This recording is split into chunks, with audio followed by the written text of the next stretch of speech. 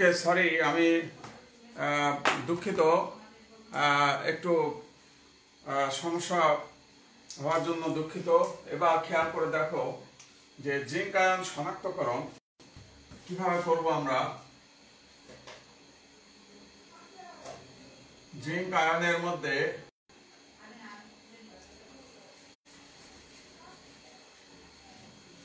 Potassium ferrocyanide যদি আমরা যোগ করি, যোগ করলে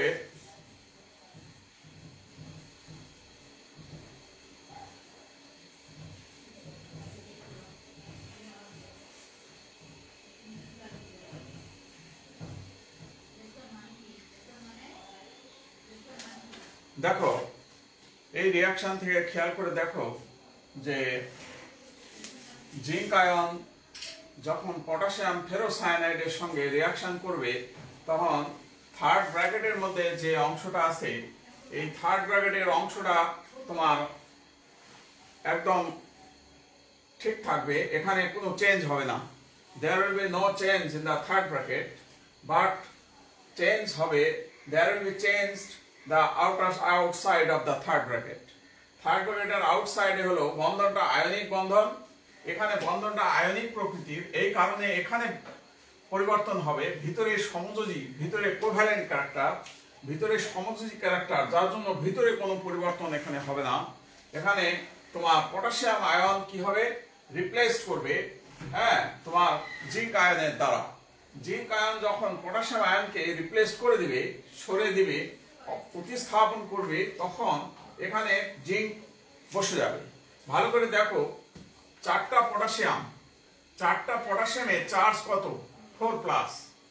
একটা পটাশিয়ামের আমরা জানি একটা পটাশিয়ামের চার্জ হলো +1, তাহলে চারটা পটাশিয়ামের চার্জ কত হবে, চারটা পটাশিয়ামের চার্জ হবে 4+। তো 4+, এই যে 4+ আর জিঙ্ক হলো 2+, তো 2+ যখন পটাশিয়াম আয়নের জায়গাটা দখল করবে, দখল করলে দুইটা জিঙ্ক দখল করবে, একটা জিঙ্কে হলো 2+, দুইটা জিঙ্কে হলো 4+।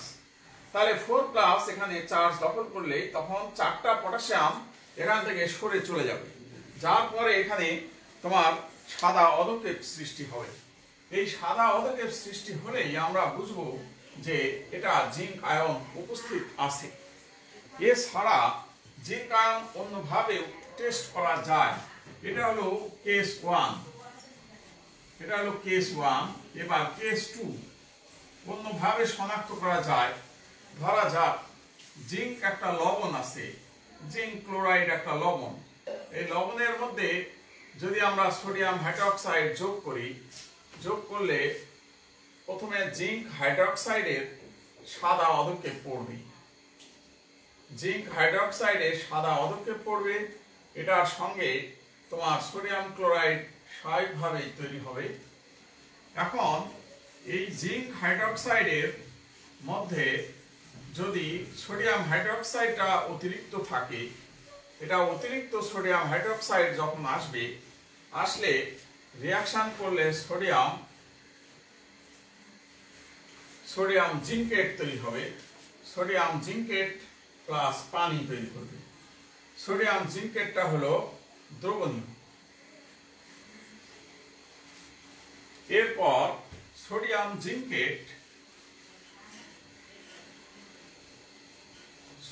জিঙ্কেটের মধ্যে যদি হাইড্রোজেন সালফাইড যোগ করা যায়, হাইড্রোজেন সালফাইড যোগ করলে জিঙ্ক সালফাইডের সাদা অধক্ষেপ পড়বে, প্লাস তোমার জিঙ্ক সালফাইড অধক্ষেপ পড়বে, এর সাথে সোডিয়াম হাইড্রোক্সাইড তৈরি হবে। এর ফাইনাল টেস্ট, জিঙ্ক সালফাইডে যখন সাদা অধক্ষেপ পড়বে তখন আমরা বুঝতে পারবো যে এটা এখানে এই দ্রবণের মধ্যে আমাদের জিঙ্ক আয়ন আছে। তো প্রিয় শিক্ষার্থীবৃন্দ, আজকে আমরা জিঙ্ক আয়ন শনাক্তকরণ পড়ালাম। কিভাবে জিঙ্ক আয়ন শনাক্ত করা যায় তার দুটো পদ্ধতি আমরা এখানে ব্যাখ্যা করেছি।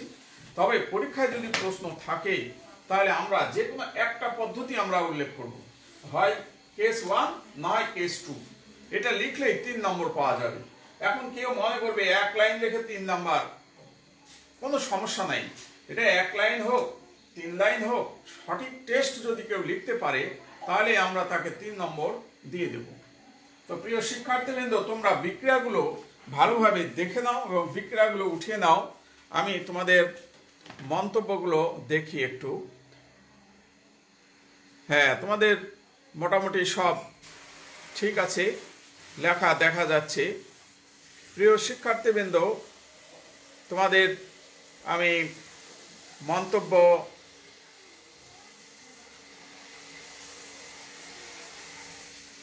মন্তব্যগুলো ঠিক আছে, আমি দেখতে পাচ্ছি, কোনো সমস্যা নেই।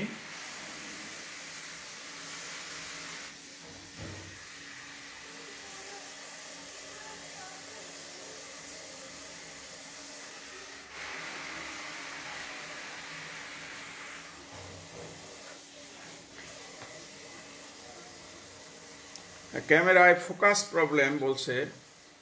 আমি যথেষ্ট চেষ্টা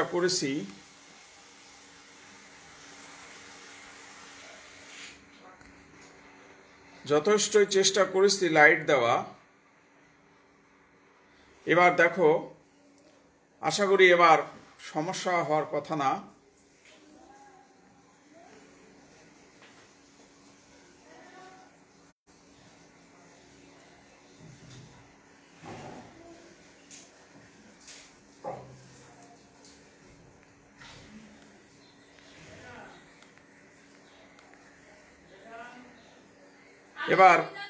এবার আশা করি ওকে আছে। এবার তোমরা এবার ওকে, জয় বড়ুয়া দিয়েছে ওকে, সবাই দিয়েছে ওকে।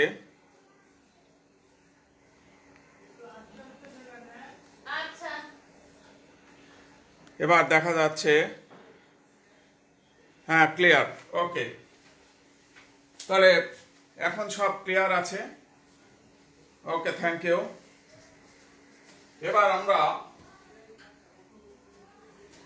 আমরা কি ধরনের কোশ্চেন হয় এই আলোচনার প্রেক্ষিতে, আমাদের কি ধরনের কোশ্চেন হয় এই কোশ্চেন নিয়ে আমরা একটু আলোচনা করব। আশা করি সবার লেখা ক্লিয়ার বোঝা হয়েছে, সবাই লেখা লিখে ফেলেছো। এখন দেখো,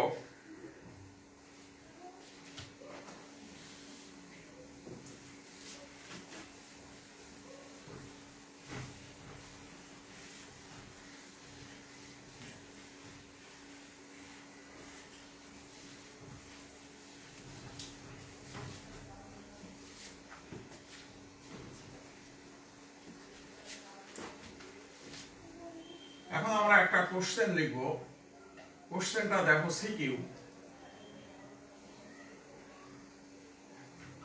এক্স একটি মৌল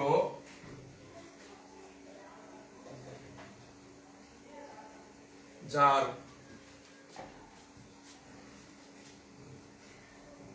বহিস্থ স্তরে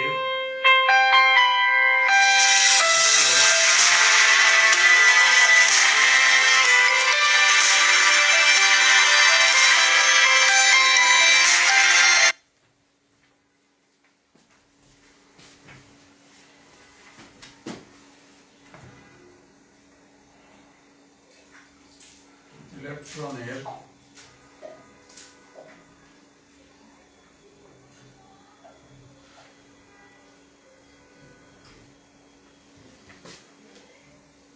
বিভিন্ন কোয়ান্টাম সংখ্যার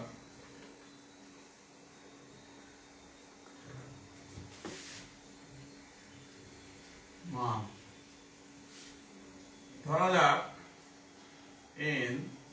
এন এর মান একটা 4 দেওয়া আছে, এল এর মান 0, এম এর মান 0, এস এর মান প্লাস মাইনাস হাফ।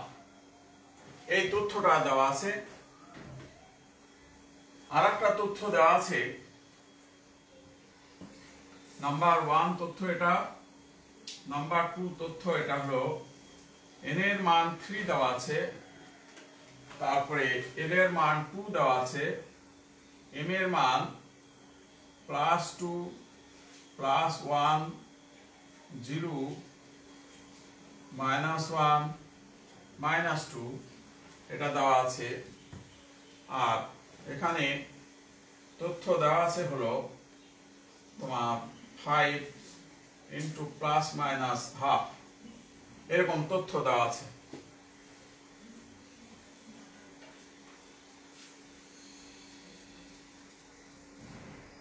এরকম তথ্য দেওয়া আছে।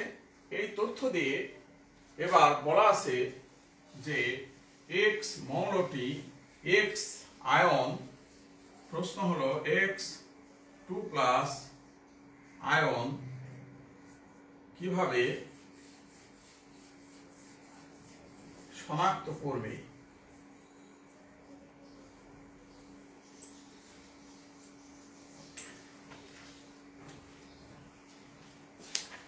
এক্স 2 প্লাস আয়ন কিভাবে শনাক্ত করবে, এই প্রশ্নটা দেওয়া আছে। এখন তাহলে প্রিয় শিক্ষার্থীবৃন্দ, তোমরা দেখো, হ্যাঁ সবাই বলেছো, এখন ক্লিয়ার, থ্যাংক ইউ। তাহলে এখন আমাদের প্রথম কাজ হবে যে এক্স মৌলটা কি। এক্স মৌলটা আমাদেরকে আগে বাছাই করতে হবে। এক্স মৌলটা যদি আমি বাছাই করতে পারি তাহলে আমি ব্যাখ্যা করতে পারবো, যে শনাক্তকরণটা তখন আমরা ব্যাখ্যা করতে পারবো আর কি। তো প্রিয় শিক্ষার্থীবৃন্দ, এখন দেখো কিভাবে নির্ণয় করবে এক্স মৌলটা কি হবে। দেখো এখানে যে n এর মান 4 প্রথমে বলেছে, তাহলে n এর মান যদি 4 হয় তাহলে আমরা এখানে 4 লিখে দিলাম। তারপরে l এর মান 0, l এর মান 0 মানে s অরবিটাল, তারপরে s অরবিটালে s এর মান plus minus half. Plus minus half মানে দুটো ইলেকট্রন আছে, একটা ঘড়ি কাঁটার দিকে, একটা বিপরীত দিকে। তার মানে এই ইলেকট্রনটা, প্রথম ইলেকট্রনটা হলো 4s2, এটা আমরা ক্লিয়ার বুঝতে পারলাম। এবার 2 নম্বর তথ্য দেওয়া আছে 3, n এর মান 3 দেওয়া আছে, আমরা 3 লিখলাম। তারপরে দেওয়া আছে l এর মান 2, l এর মান 2 মানে d অরবিটাল। তারপরে n এর মান দেওয়া আছে 1 2 3 4 5, পাঁচটাই দেওয়া আছে। পাঁচটা মানে dxy dy z zx, হ্যাঁ x স্কয়ার y স্কয়ার এবং z স্কয়ার, পাঁচটা d অরবিটালই এখানে উপস্থিত। এবং পাঁচটা d অরবিটালে প্লাস মাইনাস হাফ মানে টোটাল ইলেকট্রন আছে হলো 10টা। তাহলে টোটাল ইলেকট্রন 10টা, তার মানে হলো 3d10। তাহলে এই পর্যন্ত আমরা আবিষ্কার করে ফেললাম যে এক্স মৌলের বহিস্থ স্তরের ইলেকট্রন বিন্যাস এটা আছে বাইরের শেলে। এখন আমাদের সামনের ইলেকট্রন বিন্যাসগুলো যদি আমরা ফিল আপ করি, ফিল আপ করলে দেখা যাক কি হয়। 1s2 2s2 2p6 3s2 3p6 3p6। তাহলে আমরা ইলেকট্রন বিন্যাসে টোটাল ইলেকট্রন কয়টা পেলাম? টোটাল ইলেকট্রন পেলাম হলো 30টা ইলেকট্রন পেলাম। তো 30টা ইলেকট্রন কার? ভালো করে দেখো, 30টা ইলেকট্রন, 4 6 10 18 20 10 30, 30টা ইলেকট্রন আমরা সবাই জানি 30টা ইলেকট্রন হলো জিঙ্কের। তার মানে এখানে এক্স মৌলটা হলো জিঙ্ক। এক্স মৌলটা জিঙ্ক আমরা পেয়ে গেছি। আমরা তাহলে এই প্রশ্নটা আনসার করতে গেলে আমরা কিভাবে আনসার করব, আমি একটা আনসার সুন্দর করে লিখে দেখাচ্ছি তোমাদের, তোমরা দেখো। আমরা শুরুতেই কি করব, আনসারটা লেখার জন্য তাহলে আমরা এটা মুছে দেই।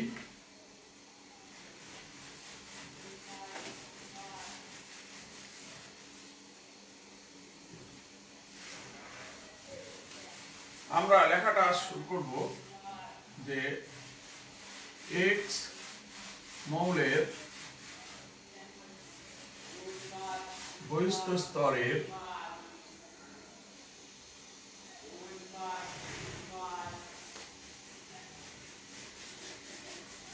বিভিন্ন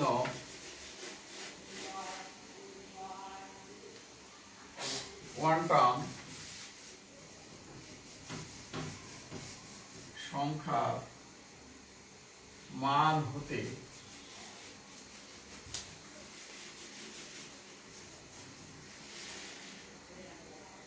নিশ্চিত হওয়া যায়, নিশ্চিত হওয়া যায় এক্স মৌলের ইলেকট্রন বিন্যাস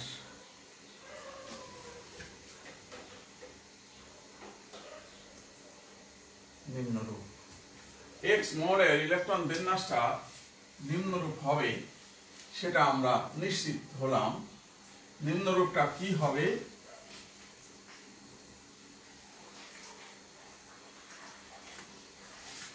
নিম্নরূপটা হবে 1s2 2s2 2p6 3s2 3p6 4s2 3d10।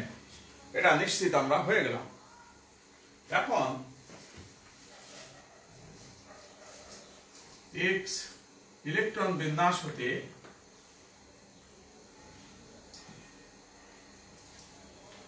Electron বিন্যাস হতে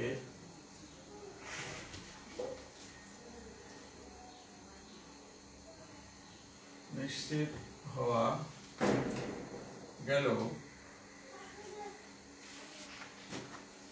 এক্স মৌলটি জিঙ্ক। অতএব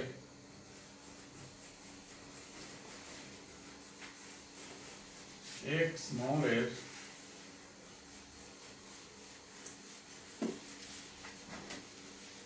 আয়ন হবে জিঙ্ক 2+। এরপরে লিখতে হবে জিঙ্ক আয়ন শনাক্তকরণ।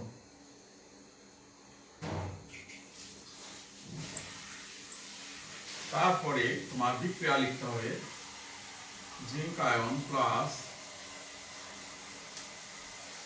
পটাশিয়াম ফেরোসায়ানাইড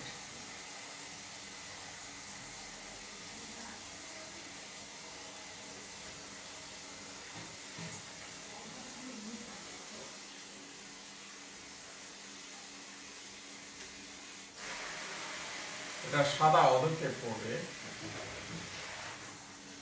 প্লাস 4টা পটাশিয়াম আয়ন। প্রিয় শিক্ষার্থীবৃন্দ, আমি একটা আনসার সুন্দর করে তোমাদেরকে লিখে দেখালাম।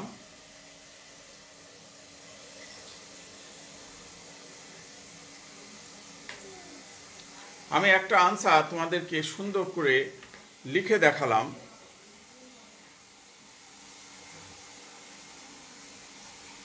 এখানে একজন প্রশ্ন করছে, আলিফা ইদ্রিস, যে 4s2 আগে লিখলে হয় না? হবে, 4s2 আগে লিখলেও হবে, 3d10 যদি আগে লেখো তাও হবে,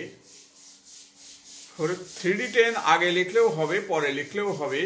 এটা হলো বিন্যাস। এখানে আরেকজন বলেছে সাবিকুন নাহার, যে কথাগুলো বুঝেছে সে।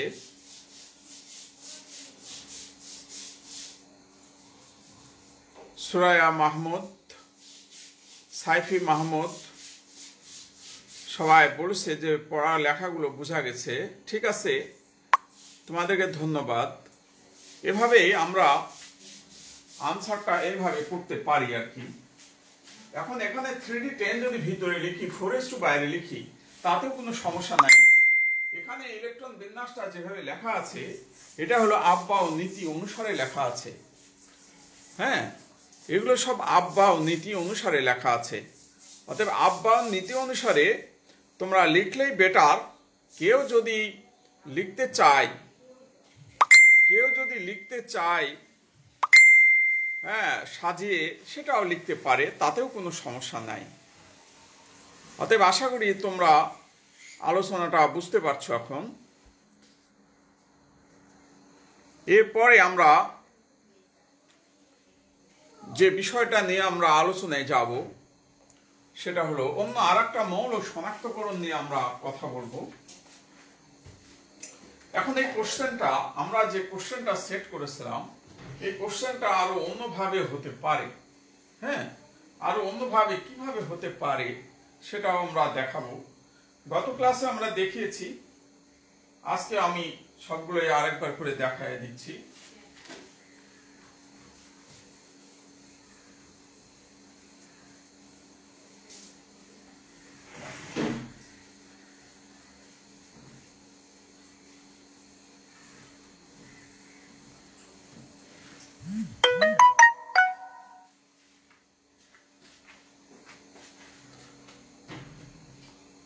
আশা করি এবার বোর্ডটা আর পরিষ্কার হয়ে গেছে। এখন আমরা দেখো এরকম প্রশ্ন থাকতে পারে, মৌল ধরো বললো এক্স, পর্যায়গত অবস্থান বললো 4, শ্রেণীগত অবস্থান বললো 12। হ্যাঁ, হয়তো আরো তথ্য দিতে পারে, এরকম প্রোটন সংখ্যা তথ্য দিতে পারে 30। হ্যাঁ, এরকম ভাবে তথ্যগুলো দিতে পারে। তাহলে এই তথ্য দিয়ে তোমাকে প্রোটন সংখ্যা দিলে আর এগুলা দিবে না, এগুলা দিলে প্রোটন সংখ্যা দিবে না, যে কোনো একটা তথ্য দিয়ে আমাদেরকে প্রশ্নটা করবে আর কি।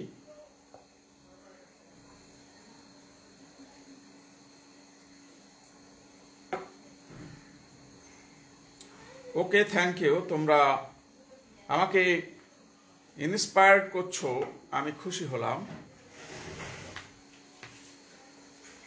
এখন এখান থেকে আমাদের কোশ্চেন হবে এক্স মৌলটি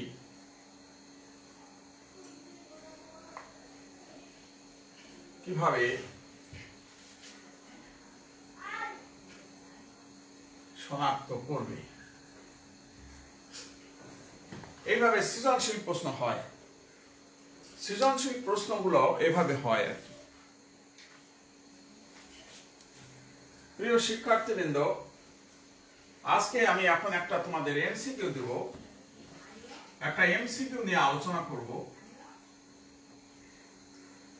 লবণ দ্রবণে একটা এমসিকিউ, লবণ দ্রবণে K4FeCN6 চালনা করলে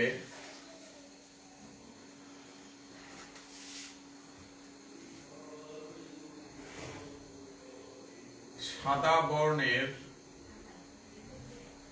পদক্ষেপ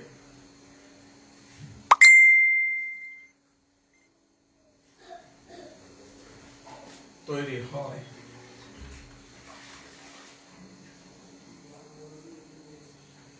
লবণে কোন ধাতব আয়ন উপস্থিত? এরকম একটা কোশ্চেন দিয়ে তোমাকে অপশন দিবে, copper ion, calcium ion,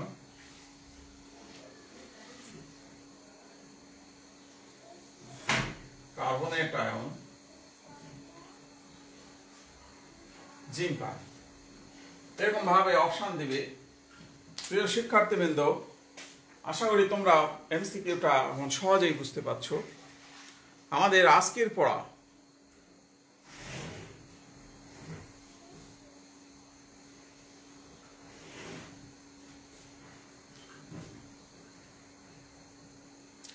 answer দিয়ে দিয়েছে সাবিকুন নাহার, রাফা খান, শাহরিয়ার তাহমিদ জিসান, সবাই অলরেডি আনসার প্লেস করে ফেলেছে। আরিফা আঞ্জুম, জয় বড়ুয়া, অরণ্য সাহা, আলিফা আদ্রিস, তোমরা সবাই মোটামুটি ভাবে তোমাদের আনসার সঠিক হয়েছে। সাকিব আহমেদ, ওকে, থ্যাংক ইউ। শাহরিয়ার হোসেন হৃদয়, হ্যাঁ, তোমাদের সকলের তোমরা বুঝতে পেরেছ এইভাবে আমাদের এমসিকিউ এবং সিকিউ হবে। তোমরা আশা করি পারবে।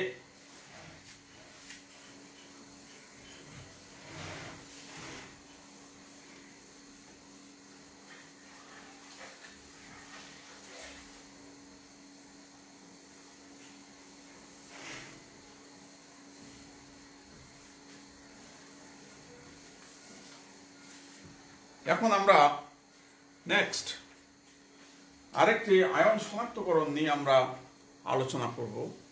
তো এবার আমি প্রশ্ন দিয়ে তোমাদেরকে আয়ন শনাক্তকরণ করতে চাই। হ্যাঁ, আমি সরাসরি এবার প্রশ্ন দিব। সাবিকুন নাহার বলেছেন যে ইনশাল্লাহ পারবো। ঠিক আছে, থ্যাংক ইউ।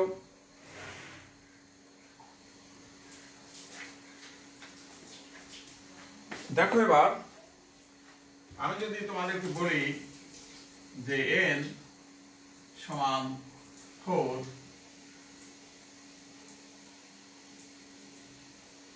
l সমান 0, m সমান 0, s সমান প্লাস মাইনাস হাফ, এবং মৌলটা হলো ধরা যাক এ মৌল। এই মৌলের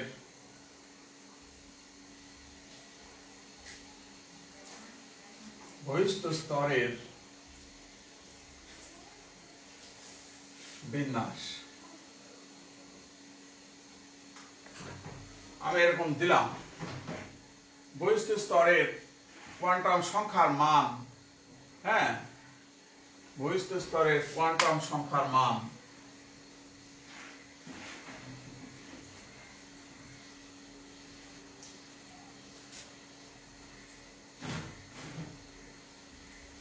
এটা দেওয়া আছে। এখন এখান থেকে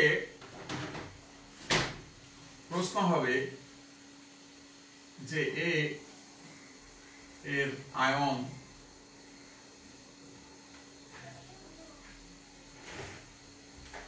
কিভাবে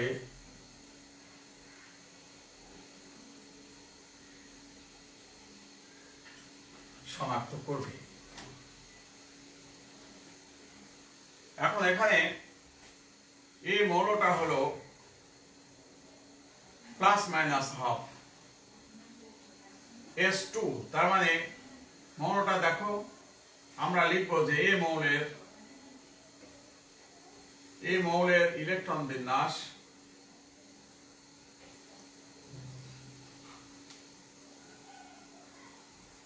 বিন্যাসটা কি হবে? বাইরের শেলে আছে হলো 4, এখানে n এর মান 4, l এর মান 0 মানে s, আর s এর মান প্লাস মাইনাস হাফ মানে 2, 4s2। তাহলে আমাদের ইলেকট্রন বিন্যাস কি হয়ে যাচ্ছে?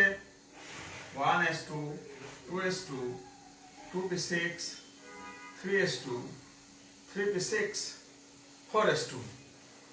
এই ইলেকট্রন বিন্যাসে আমরা দেখতে পাচ্ছি টোটাল ইলেকট্রন হচ্ছে 20টা। Total electron 20টা। অতএব এই মৌলটি হলো ক্যালসিয়াম। এখন আমরা এই মৌলের আয়ন কি হবে? আমরা সবাই জানি এই মৌলের আয়ন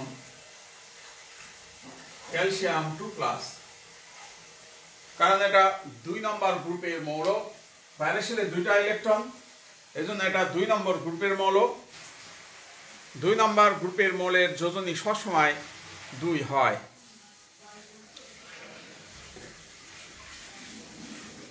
ওকে, সবাই সঠিক বলেছো। এখন মৌলটা ক্যালসিয়াম আয়ন কিভাবে শনাক্ত করবে? ক্যালসিয়াম আয়ন শনাক্তকরণের জন্য আমাদেরকে অ্যামোনিয়াম অক্সালেট নামের একটা যৌগ, এটা হলো অক্সালিক অ্যাসিড, সেখান থেকে অ্যামোনিয়াম অক্সালেট, এই যৌগটার নাম হলো অ্যামোনিয়াম অক্সালেট। আমরা লিখে দিই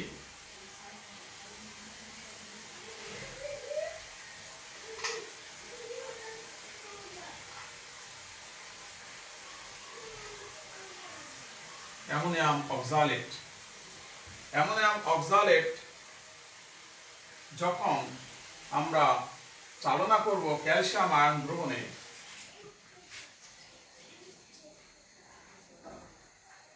তখন এখানে ক্যালসিয়াম অক্সালেট তৈরি হবে। এরকম ক্যালসিয়াম অক্সালেট, এটা সাদা পদক্ষেপ করবে,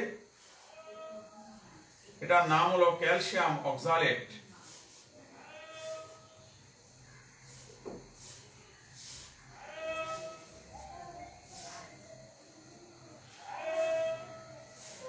এই সঙ্গে প্লাস অ্যামোনিয়াম আয়ন তৈরি হবে এবং ক্যালসিয়াম অক্সালেটটা হাইড্রোক্লোরিক অ্যাসিডে দ্রবণীয়, এই কথাটা লিখতে হবে লাস্টে। এই বিক্রিয়াটা তোমরা লিখে নাও সবাই, প্রিয় শিক্ষার্থীবৃন্দ।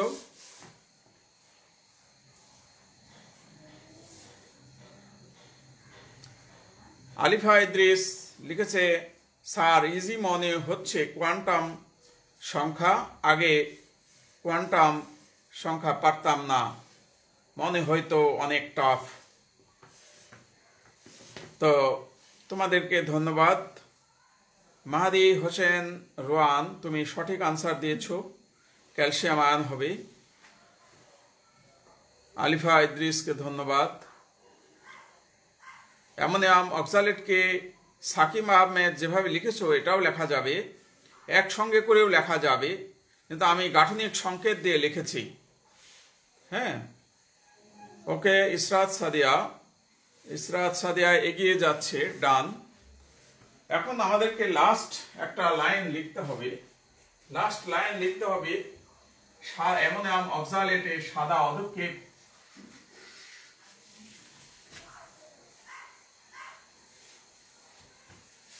লাস্টে লাইনটা লিখতে হবে, অ্যামোনিয়াম অক্সালেটের সাদা পদক্ষেপ এই সেলে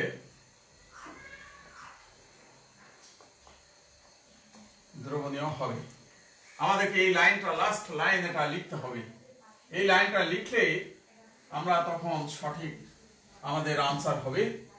আমরা যদি সাদা পদক্ষেপ পরে এই লেখাটুকু লিখে ছেড়ে দেই তাহলে নম্বর দেওয়াটা আমাদের জন্য কষ্ট হবে। অবশ্যই আমাদেরকে লিখতে হবে যে অ্যামোনিয়াম অক্সালেটের সাদা পদক্ষেপ পড়বে এবং সেই সাদা পদক্ষেপটা হাইড্রোক্লোরিক অ্যাসিডে দ্রবণীয়। আমাদেরকে এই কথাটা অবশ্যই আমাদেরকে মেনশন করতে হবে।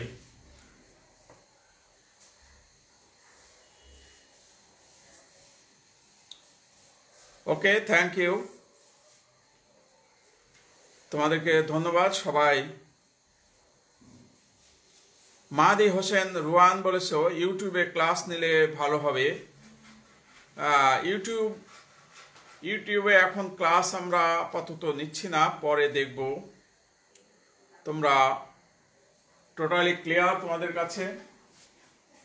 তোমরা তাহলে একটা HW তোমরা পড়াশোনা করবে। HW তোমাদেরকে দেই, অ্যালুমিনিয়াম আয়ন শনাক্তকরণ। প্রিয় শিক্ষার্থীবৃন্দ, তোমাদের আজকের HW হলো অ্যালুমিনিয়াম আয়ন শনাক্তকরণ। তোমরা নিজেরা সবাই চেষ্টা করবে, সবাই এটা নিয়ে পড়াশোনা করবে এবং তোমরা আমাকে জানাবে। তোমরা বিক্রিয়া বর্ণনা সব লিখে আমাকে জানাবে। বর্ণনা লেখা এমন তো কোনো সমস্যার কিছু না, খুবই সহজ। তো প্রিয় শিক্ষার্থীবৃন্দ, আমাদের আজকের ক্লাসের টাইম তো শেষ। তোমাদের এরপরে আবার ক্লাস আছে। তোমরা পরবর্তী ক্লাস করার জন্য তোমরা নিজেরা প্রস্তুতি নাও। তোমাদের সার্বিক মঙ্গল কামনা করছি। সবাই তোমরা ভালো থাকবে। আগামী ক্লাসে রবিবারের ক্লাসে তোমাদের সঙ্গে দেখা হবে।